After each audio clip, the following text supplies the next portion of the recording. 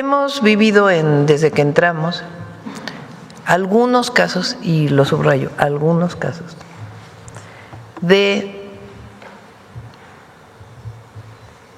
vínculo entre algunas presidencias municipales y la delincuencia organizada. Si recuerdan, cuando entramos, pasó en el Estado de México. Se hizo esta operación que se conoce como Operación Enjambre, en donde algunos presidentes municipales o personas que trabajaban en presidencias municipales se encontró que eran quienes estaban vinculados con actividades de delincuencia. Después vino el caso de Teuchitlán, donde el alcalde de Teuchitlán, de Movimiento Ciudadano, fue detenido por tener vínculos. Después el caso de Tequila. Y mucho de esto fue denuncia que me hizo la ciudadanía y que yo pedí que hubiera investigación.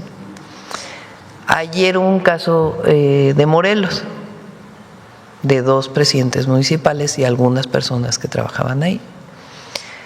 Entonces, desde que pasó lo de Morelos, planteamos qué se puede hacer para evitar o que el INE tenga las capacidades para poder saber por lo menos una investigación. Obviamente todo tiene que estar en el marco de la presunción de inocencia que marca nuestra Constitución y las leyes. Y además son casos aislados, no es una cosa generalizada, son casos aislados.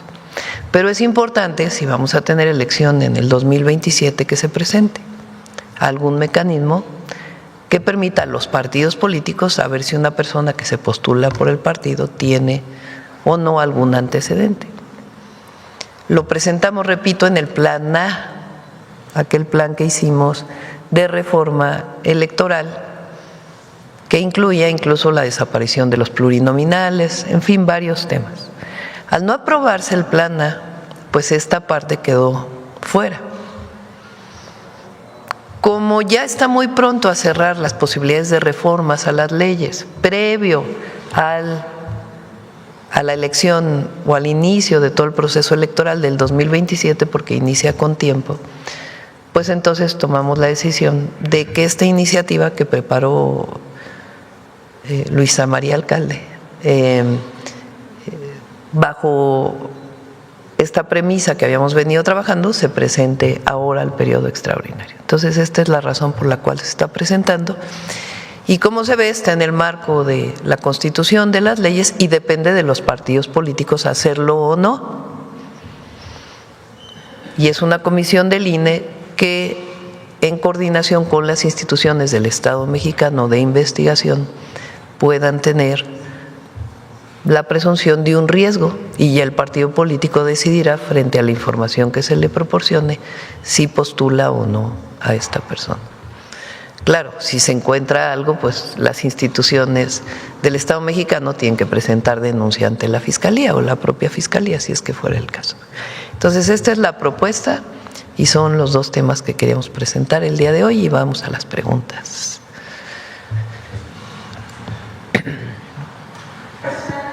Las becas. Gracias, buenos días. Arturo Pavón, de Efecto Colateral y Chihuas News. Me quedo sentado por los compañeros camarógrafos. Presidenta, para usted es una inversión las becas, para la mayoría de los mexicanos es una inversión, obviamente para su administración también. Pero hay todavía grupos de la derecha que piensan que se desperdicia el dinero que se le da a gente que no lo va a aprovechar o que lo usa para otros fines. Cabe mencionar, y sería prudente que se mencionara, que hay candados en esas tarjetas, en el uso de las tarjetas. ¿Nos podrían platicar un poco más acerca de esos candados? Porque no se pueden utilizar para cualquier producto o sí. servicio. Confiamos en la gente. Nosotros confiamos en la gente.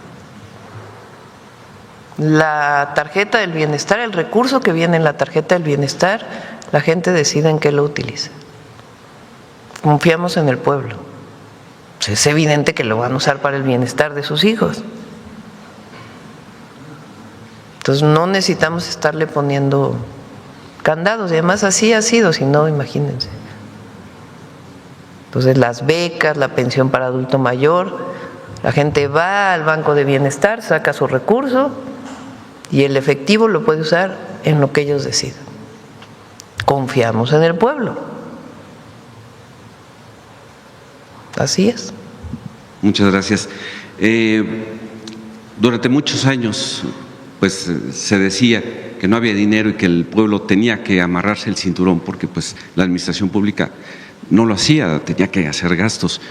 Y todo este dinero que se está utilizando, volviendo a la pregunta de mi compañero, sabemos ya de dónde sale: cero corrupción y no condonación de deudas y del fisco. ¿A dónde se iba? ¿Hay alguna manera de rastrear a dónde se iba? Son dos temas. El primero es que no cobraban impuestos a los de arriba, había condonación de impuestos. Ahí en el libro de gracias del presidente López Obrador pueden encontrar en uno de los capítulos, por cierto, que se llama Narcoestado, lo que era, refiriéndose a Calderón, evidentemente, lo que era la condonación de impuestos a los grandes empresarios de México. De 1983, en realidad, porque de la Madrid entra en diciembre de 82, al 2018 hay un cambio profundo en el modelo económico del país y en el modelo político.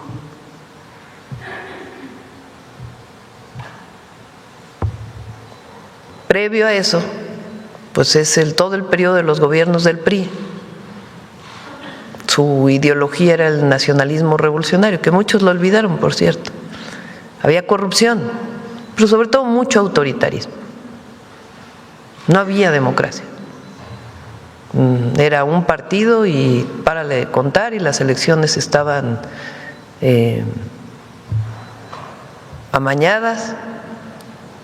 Un dirigente sindical quería ser secretario general de un sindicato que no fuera del PRI, represión.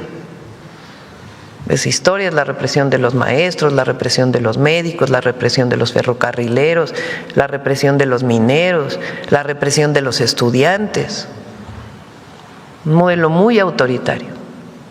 Lo que no quedaba dentro del partido único era reprimido. Y en el partido único estaban los sindicatos y estaban los empresarios, estaba todo el mundo. Podemos, digamos, hablar más de historia, pero digamos que en términos muy generales podría hablarse de eso. Pero a partir de la Revolución Mexicana hay derechos sociales que conquista el pueblo de México después del Porfiriato. Y particularmente con el general Cárdenas, que por cierto hoy es su aniversario,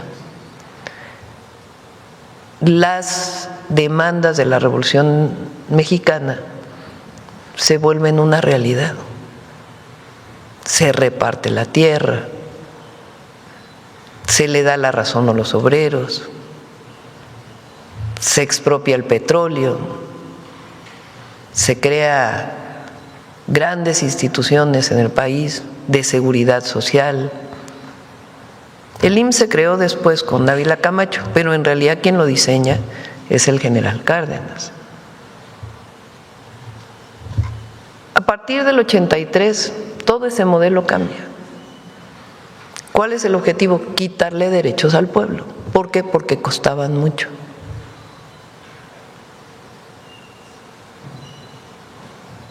Vender las empresas del Estado.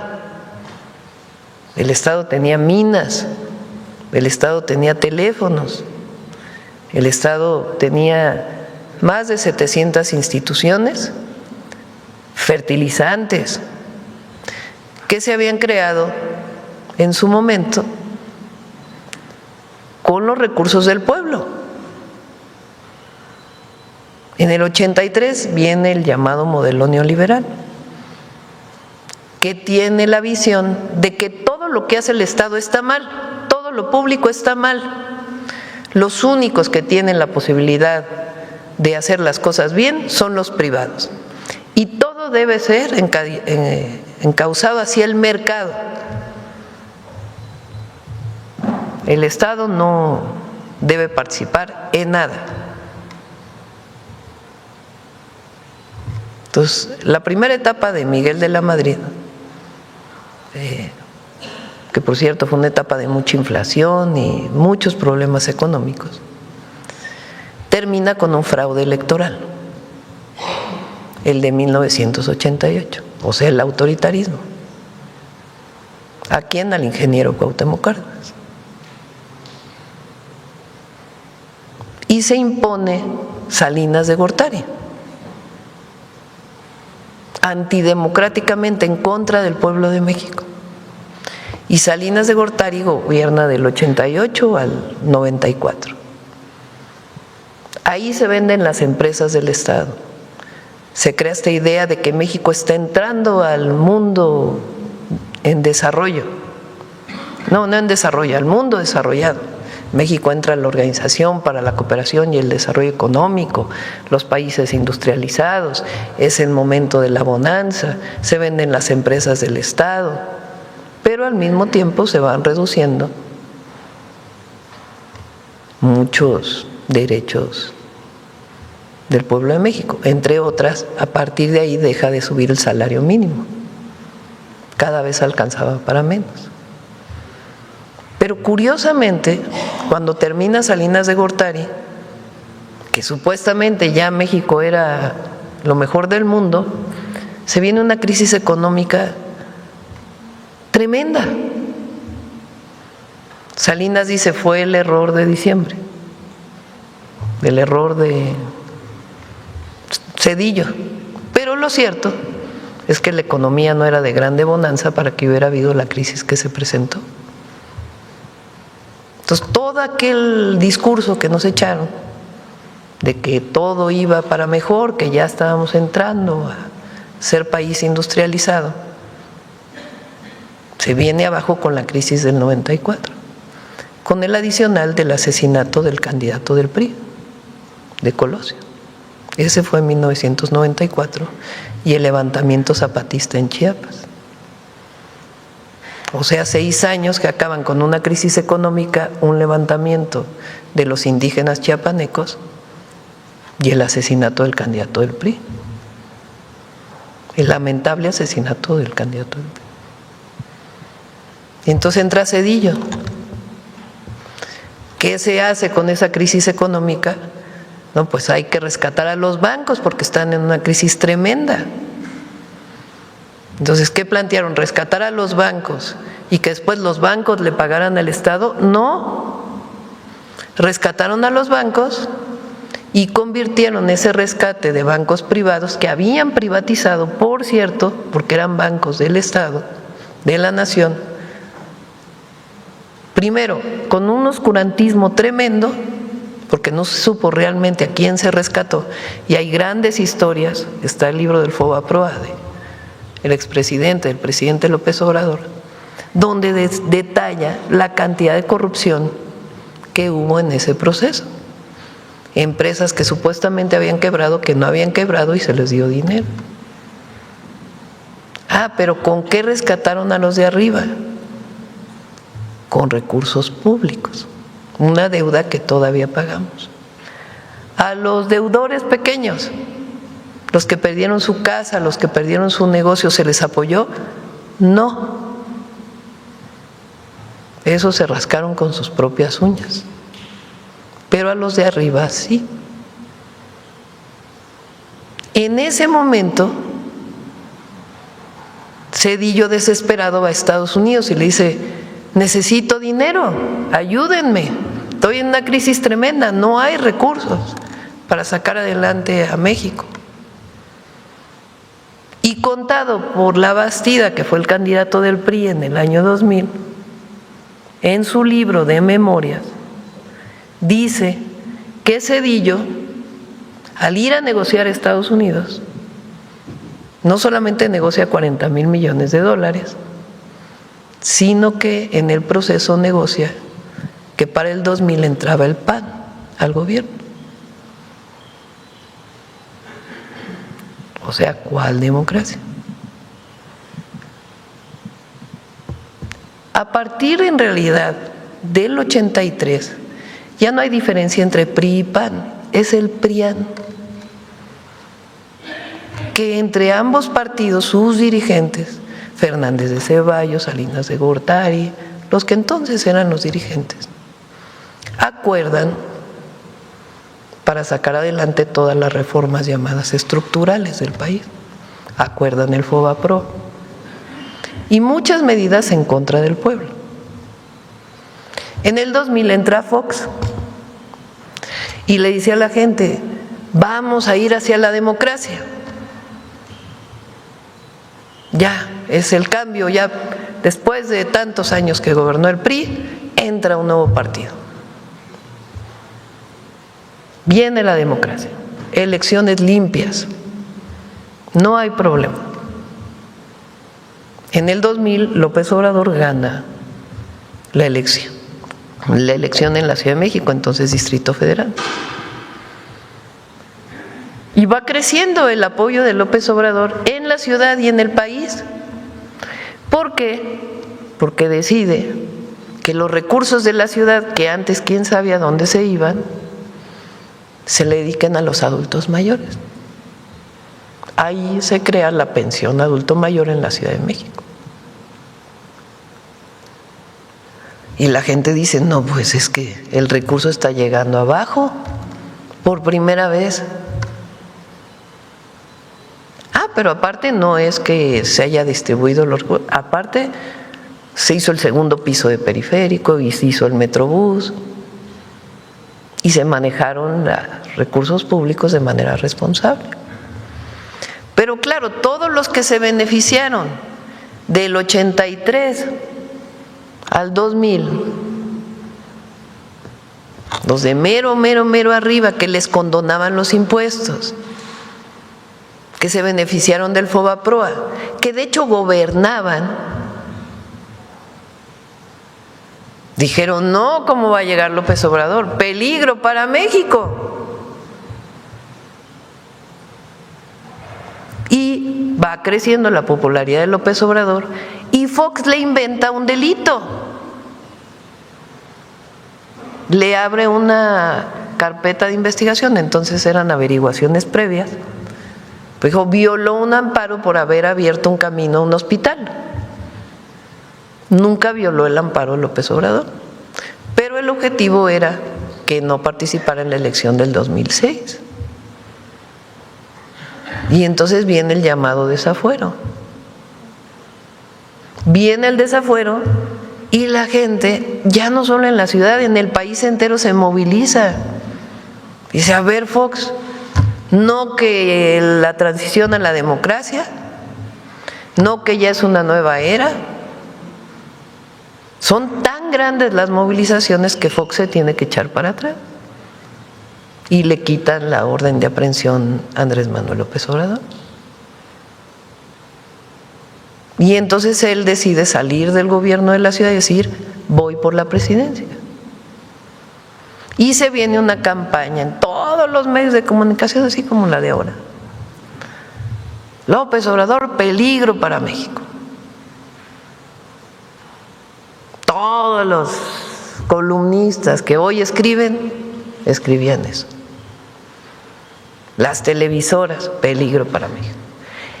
Y lo que era entonces el Consejo Coordinador Empresarial, que eran los empresarios de mero arriba, son los que se ponen de acuerdo entre ellos, Claudio X González, para pagar anuncios, porque antes se permitía pagar anuncios en la televisión en contra de un candidato.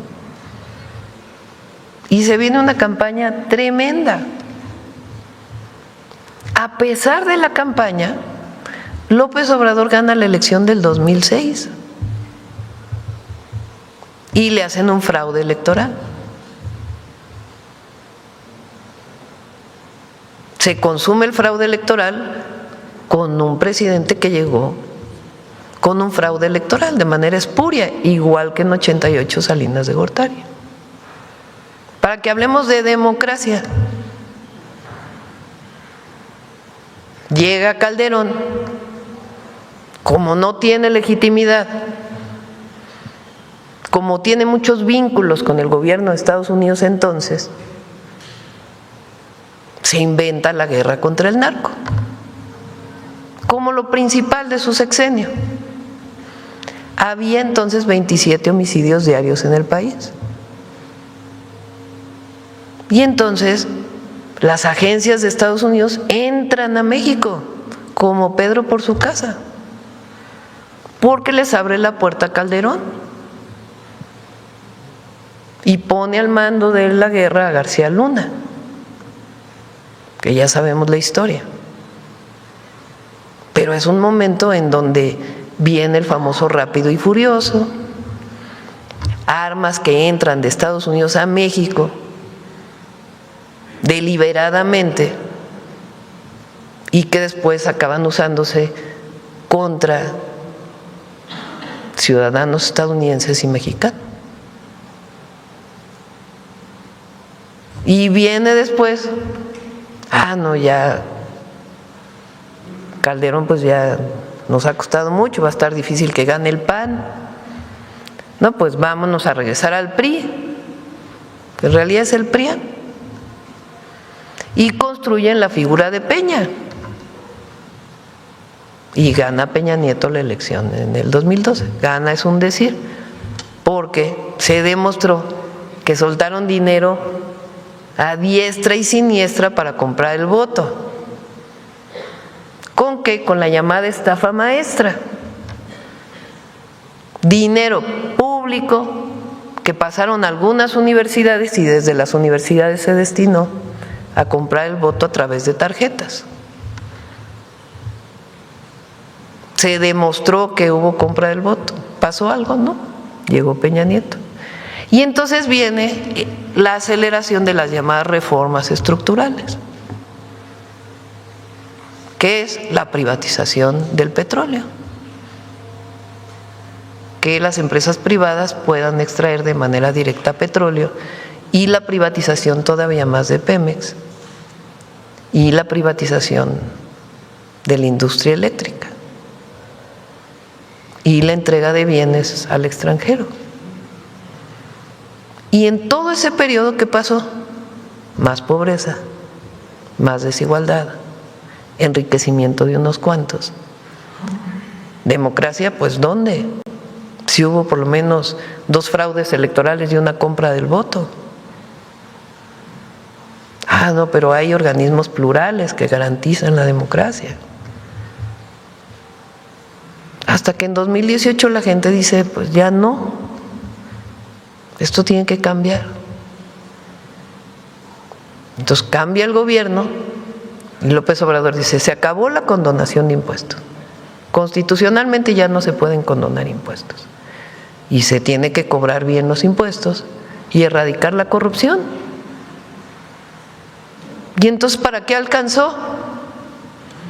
Pues alcanzó para el Tren Maya, para la refinería Dos Bocas, para el interoceánico, para carreteras, para puertos, para aeropuertos, y nada menos y nada más que para los programas de bienestar, la pensión adulto mayor, personas con discapacidad, becas en preparatoria, becas a estudiantes pobres en primaria y secundaria, Sembrando Vida, y empieza a subir el salario mínimo. Ya no es como antes, hay que subir el salario mínimo. Y fíjense lo que son las cosas, el salario mínimo, la desaparición del outsourcing y muchas cosas que beneficiaron a los trabajadores. Luisa era secretaria del Trabajo entonces. Se hicieron de consenso. El presidente López Obrador le dijo a los empresarios, a ver, pues vamos a que la gente viva mejor. Y aceptan negociaciones, algunas veces más difíciles, otras menos. Resultado, 13.5 millones de mexicanos salen de la pobreza. Resultado, disminuyen las desigualdades. Resultado, ganamos la elección. Por cierto, vamos a cumplir 2 años del triunfo de la elección, de lo que llamamos el segundo piso de la transformación. con la máxima votación de la historia y por primera vez una mujer presidenta. ¿Y qué estamos haciendo nosotros? Pues fortalecer los programas de bienestar, fortalecer el apoyo al campo y generar las condiciones para el desarrollo de la infraestructura en el país y el cuidado del medio ambiente. Esa es en 5 minutos, una recapitulación. ¿Qué es lo que pasa ahora, en este momento de tanta ofensiva contra el gobierno de la transformación y, digo yo, el pueblo de México? Todos estos que gobernaron en su momento, que se enriquecieron, y estos partidos que forman parte de o las cúpulas de estos partidos que formaron parte de todo esto que ocurrió, dicen, ahora sí vamos a recuperar nuestros fueros. Los muchos medios de comunicación, no, ahora sí vamos a regresar a poder mandar de nuevo. Sí, nada más que nosotros nos llevamos muy bien con los empresarios, pero no gobiernan. ¿Quién gobierna? El pueblo. Entonces, toda esta andanada en contra, pues están viendo ellos la oportunidad de regresar. ¿Con qué adicional? Pues un momento en los Estados Unidos, en donde hay mucha gente en Estados Unidos que busca gobiernos que estén totalmente al servicio de ellos. Un Porfirio Díaz. No solo es en México, es en otros lugares también. ¿Qué tenemos que hacer nosotros? Hablar, informar, decirle a la gente, no se vayan con la finta. Si no hubiera honestidad, no habría resultados. Si la gente pensara que la presidenta no es honesta, pues no tendría el recibimiento que tengo en todos lados del país. Y en todos lados, y de distintos niveles sociales. No solo es quien recibe los programas de bienestar. Ahora, en este proceso, pues afortunadamente hay quien dice lo que piensa, porque hay algunos que son muy hipócritas y dicen otras cosas, como en la elección del 24, cuando se dijo que iban a respetar los programas de bienestar, los programas sociales, y puro cuento, nomás acabó la elección y el presidente del PAN dijo, nos equivocamos, deberíamos de haberle dicho a la gente que no íbamos a estar con los programas de bienestar. O afortunadamente Fox, a ver si tienes por ahí aquella de Fox. Sí.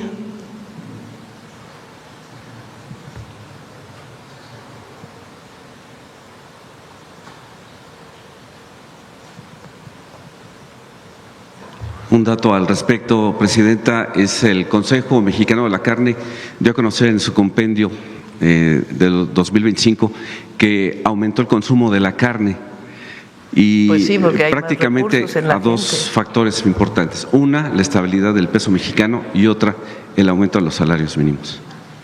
Sí.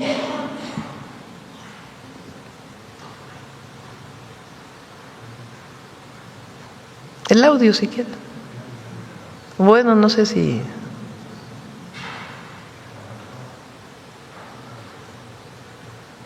Ojalá y Xochitl nos cubra eso, de que los huevones no caben en el gobierno y tampoco en el país. Ya se acabó que estés recibiendo programas sociales. A trabajar, cabrones, como dice Xochitl.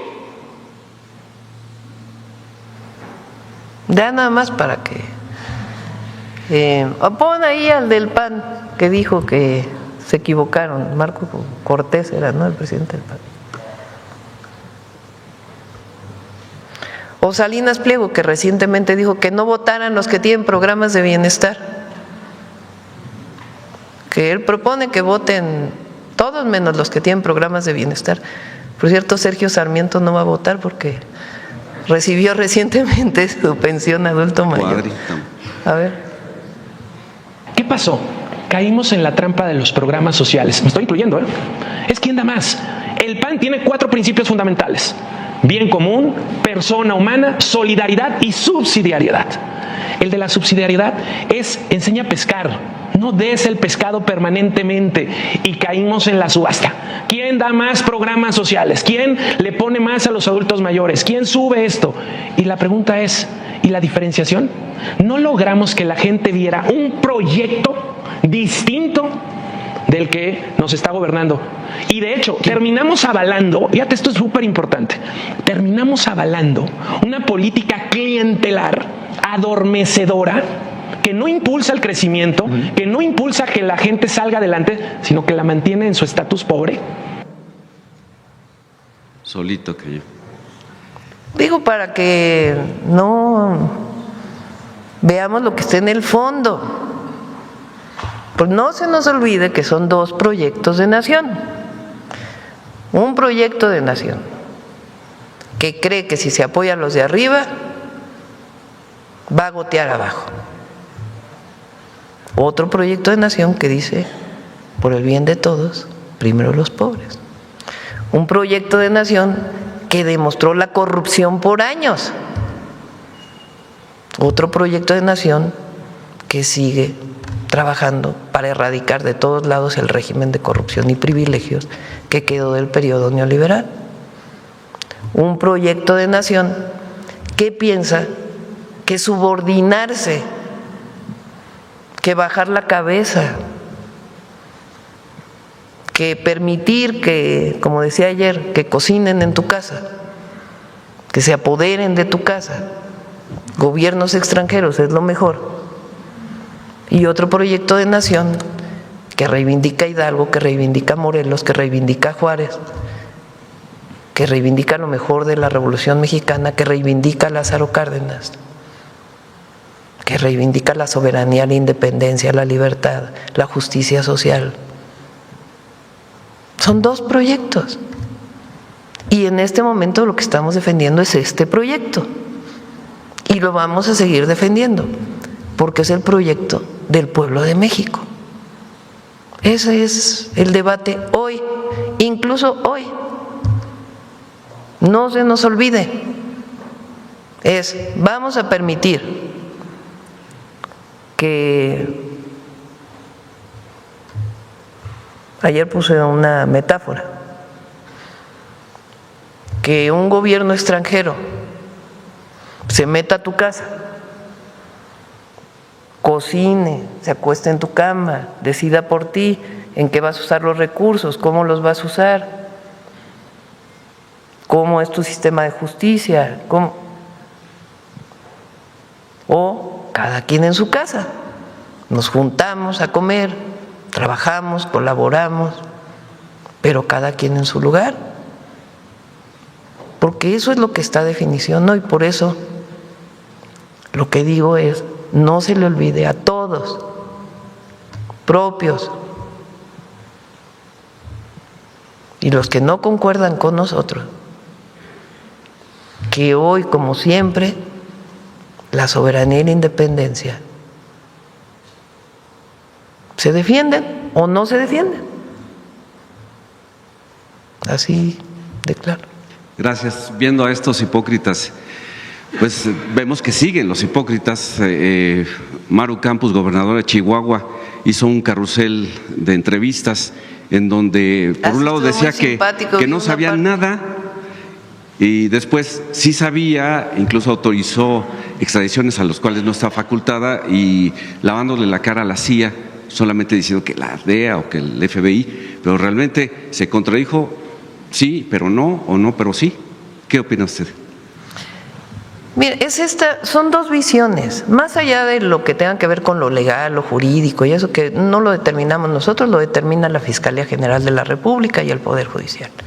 Eso no me voy a meter porque no me corresponde. Desde mi punto de vista hay una violación a la ley de seguridad al permitir que personas de otros países operen en territorio, pero eso no lo determino yo. Más allá de eso, es o regresar a la época de Calderón, donde agencias de Estados Unidos opinaban, planeaban, decidían y operaban con los intereses de ellos. No todos los intereses son comunes, ¿eh? Claro que tenemos intereses comunes, muchísimos, y por eso trabajamos para evitar que el fentanilo llegue a cualquier lugar, evidentemente, para bajar la violencia en el país. Por eso pedimos que allá disminuyan la entrada de armas, y nosotros seguimos apoyando en muchísimos temas para beneficio del pueblo de Estados Unidos. En lo que podamos ayudar al pueblo de Estados Unidos mientras apoyamos a nuestro pueblo, lo vamos a hacer. Eso no está en duda. El problema es quién decide cómo. Entonces, el asunto aquí es que en la época del Calderón no decidía Calderón.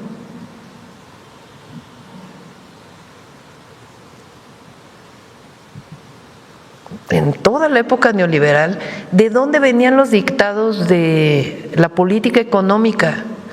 De México no, eran de los organismos financieros internacionales que se imponían en México. Eso no quiere decir que no tomemos las mejores experiencias del mundo. Pero una cosa es esa, que ellos decidan y que tú bajes la cabeza y que todo lo que ellos digan es lo que tienes que hacer. Cuando además hay una elección en noviembre y acostumbran muchas veces muchos usar a México para la elección de allá. Pues no, nosotros no queremos ser piñata de nadie. No queremos que nos usen para la elección de allá y tampoco queremos que se metan en la elección de aquí. ¿Por qué? Porque cada quien decide en su territorio. Somos naciones soberanas. Pues una cosa es permitir que ellos digan cómo, que planeen, que hagan, incluso que operen.